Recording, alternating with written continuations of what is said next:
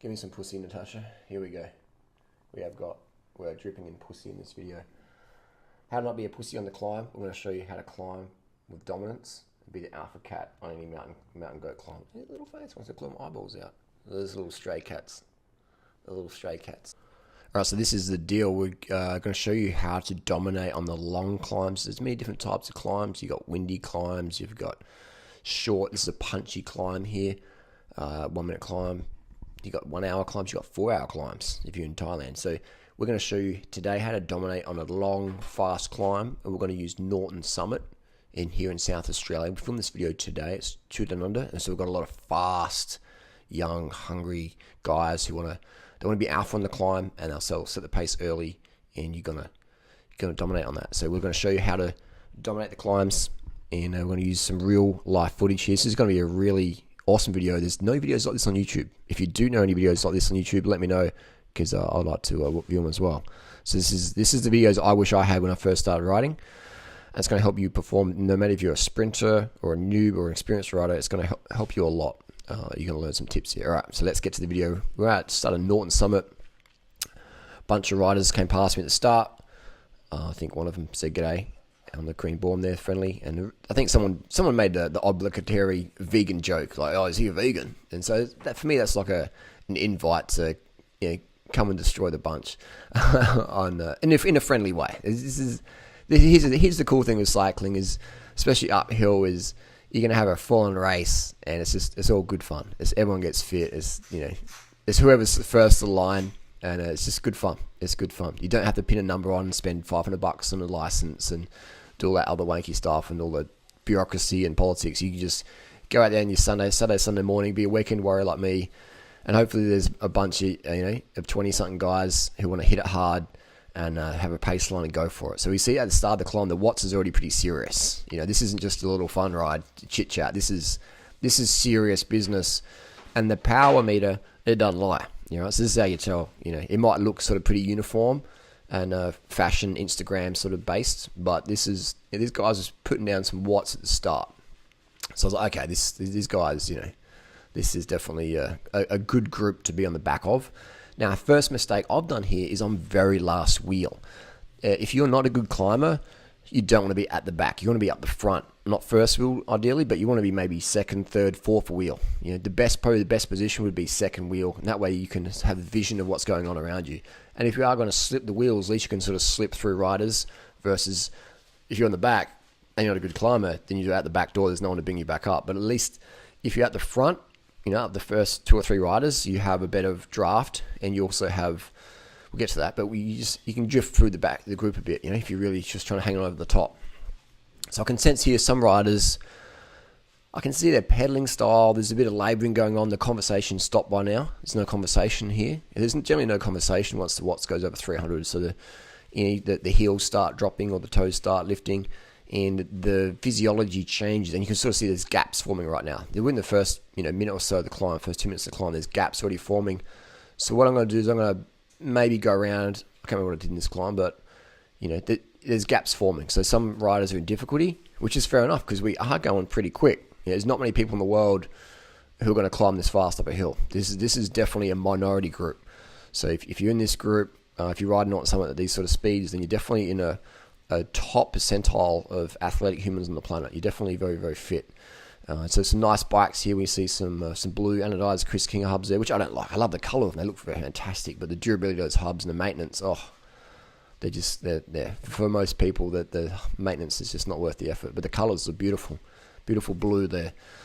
And we've got a green Baum there. On our left, we have a carbon Chinese Basso, and so we've got all sorts of bikes there, Italian stickers. But so we've got DC Swiss 240 hub there on the left, which is a fantastic hub. It's a fantastic hub. That's an interesting color Baum, isn't it? It's the green. It's it's like an 80s bumper car sort of green. I like it. So there's a lot of bling bikes in this bunch. There's a lot of everyone's wearing MAP or Rafa jerseys. There's bling. This is a bling bunch. Most people's bikes are, $5,000 to $10,000 to $15,000 depending on the make and model and the wheels, etc. Most outfits, people are wearing $1,000 outfits here. Maybe more. The shoes $300 or $400. The Knicks $200 to $300. The jersey $200 to $300. the helmet, $400, the eyewear, $150 to $300. So this is fashionista climbing at its best. This is, a fast, Instagram worthy photos in the bunch, and they're going pretty quick. And so you can see we're passing other riders who also had a bigger head start on us, and we're motoring past them. So you can see here at the back, I'm not really getting any draft here. I'm just trying to get a good GoPro angle. There's not much wind today on the climb anyway, so the drafting doesn't really help at this point. There's a pretty wind-free morning, which has been unusual, because the last few mornings it has been a bit of a headwind up here, where drafting would be helpful.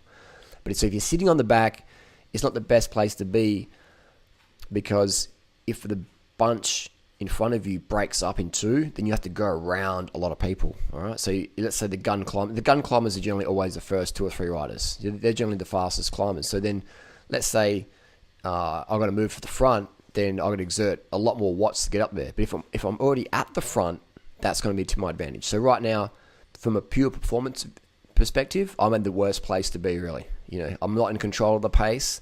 I'm having to react to the people who are getting dropped in front of me. Again, I'm not having a whinge here. This is all first world tactics here. First world problems, first world tactics. So if I was wanting to be,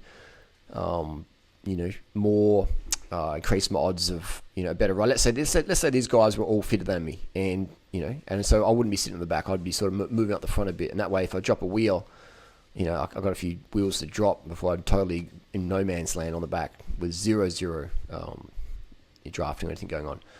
But when you're at the back, you're also at the whim of accelerations or braking. Let's say someone hits the brakes at the front or accelerates at the front.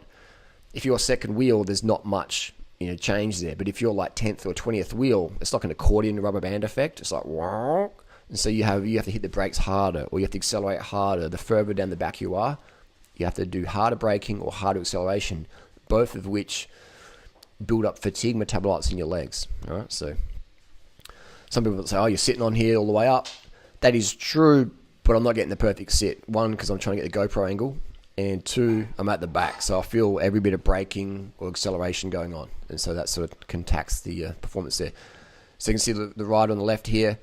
You can see his hips are starting to rock. They weren't rocking at the start; they were pretty even at the start. So that's another sign the person, physiologically is on the limit. Maybe the seat's a bit too high. Who knows? I'm not a bike fit expert,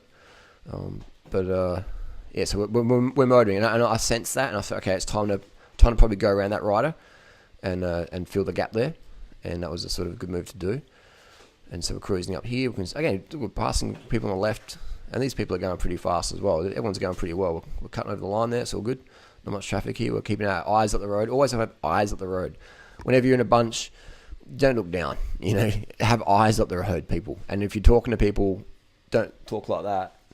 Have your eyes straight and have your mouth towards them maybe. Always eyes up, because if someone hits the brakes or a dog runs out, I remember in Thailand a few years ago, old mate Tamo, we were riding along. I was about to say to him, hey, look, I appreciate it. I enjoy the conversation, but have your eyes at the road, because if someone hits the brakes, you're going down. And I should have said it. I should have interrupted him. But anyway, I thought, I'll let him talk, and then I'll say afterwards. That was bad. I was being nice, polite, but it caused a crash, because you know what happened? A chicken ran out.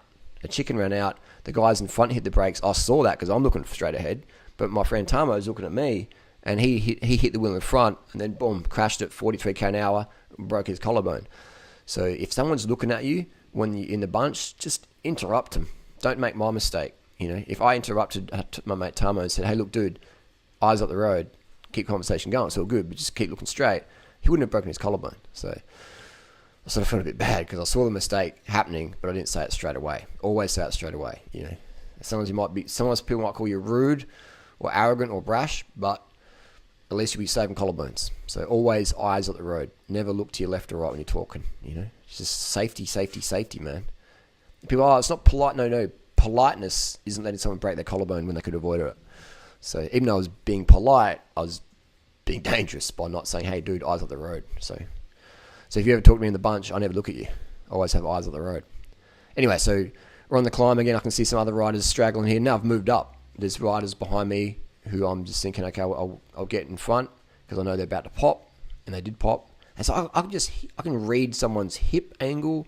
I can read their shoulders. I can just where they grip onto the bars. I can just feel when someone's about to explode and get dropped. So when I sense that, it's like a 6th sense or a 7th sense, or even your mum might call it an 8th sense, then I'll move around that person. I'll move around that person, and because I know that they're in struggle town, and the anchor's about to drop, and the hand's about to go up, and say, "Hey, I'm pulling." It's all good. It's all good. It's all first world fun, first world problems. So anyway, so we see a rider here in the white socks, white top, blue pants. I can see he's on the rivet. You can see that, just that really rock, and he's really given it a lot of passion, a lot of effort, and that's awesome, because how are you going to get fitter if you don't really push yourself? So many people want the results, the weight loss, the fitness, but they're not really willing to hurt. You got to really, even if you're any level, you got to go out there and really push yourself to stimulate the heart growth, the mitochondrial efficiency, all that stuff. You got to work for it. And so I've moved up a bit. So this is a bit of a better position to be in, but still, I've got to go around riders on the left, and there's still a hoarding effect. So it's still not the ideal. The ideal place to be is second wheel, third wheel on this climb with no wind. I'm still at a disadvantage being all the way back here, because let's say the rider number 1 up there on the front left, let's say he just attacks, then I'm boxed in. I'm boxed in, and then I've got to exert all these extra watts to try and get the wheel. So I'm in a very, very poor position now. If this was in a race situation and these people were teammates, etc. So you don't want to get yourself boxed in. If you're boxed in, then chances are you better be a good climber, because otherwise you ain't going to get back to that front group. So yeah, that's another thing with teammates and stuff, is people can box you in, and sometimes there's not much you can do about it, because you miss that break, and then it's like bye, sayonara, hello kitty. So yeah, we're cruising up here. We've got the perfect sock length and the perfect nick ratio. That is a coefficient drag there, very good. The zip though on the seat bag is swaying a bit. It's a bit of a Vela Numinati rule, 107 pretentiousness. That may not be allowed in some bunches around the world, but we'll let it slide. Isn't it amazing, sport cycling? And here's the thing, I know something good. No one's wearing gloves. There is a big trend right now. People don't wear gloves. I don't understand that, because if you crash, I've crashed with gloves and I ripped my gloves open. I'm like, holy shit, I'm glad I was wearing gloves. People, wear gloves, all right? Don't have to go to Google Images and Google up ripped up hands. Just wear gloves. I know it's a fashion crime in some pretentious circles out there. Yeah, it's a fashion crime. Don't wear gloves. You might get sniggered at the cafe by your pretentious wanky friend with the $1,200 outfit. But fuck it. When your palm skin hits the tarmac, which is going to happen one day, you're going to get a blowout, a car's going to hit you, a dog's going to run out, you're going to crash. You're not paying attention, you go to corner too fast, you're going to have a spill. Please wear gloves. Please wear gloves, people. The worst crash I ever had was getting hit by a car just a couple hundred meters from home. I was going to get pizza. I had a high-vis top on, my high-vis helmet, still got cleaned up. Lucky I was wearing gloves, or I would have some pretty fucked up skin on my palm. So please, people, wear gloves. All right, we're approaching the last bit of the climb. You didn't think you were going to get safety messages in this video, did you? Old Daddy Durianrider, always people's best health and safety at heart. And so I can see the riders has pulled up. I'm just going, okay, now we're in the top 5 here, and now I'm going to sit. This is a pretty good sit. Again, I'm a little bit boxed in, because the rider on my right, I'm a little bit boxed in, but it's okay. And so these guys are lean, very skinny. They're all, climber build. And I can see what's going on in the front. And look at that. There's a bit of half wheel. So we've got a half wheel Harry. I don't know this guy's name, but he rode pretty well. But let's call him Harry, half wheel Harry. And he's putting the hurt on his mate, and he's talking to him. He's talking to him while he's half wheeling. And he's looking over and he's sort of smiling. And he's half wheeling. Okay, this guy's trying to be the alpha dog. He's going to be the man to beat in the climb. And I'm going to hose him on the line. And we'll go from there. So you've got that half wheeling going on there. This dude's just trying to put the hurt on his mate. And I'm like, all right, I'm going to put the hurt on you too. And that's the coolest thing of cycling. You can put the hurt on someone, and it's not vindictive. It's not nothing. It's just everyone's getting fitter. Everyone's getting fitter. And sometimes you're the hammer, and sometimes you're the nail. That's how it is. The other day on Norton Summit, I was the nail. And in this ride, as you see, I was the hammer. So it's all good. It's all part of the deal. It's part of the fitness thing.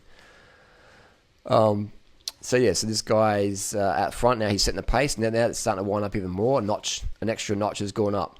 So if I was the guy on the right, I would have just slipped into his to half wheel Harry's wheel and just sort of slipped in there.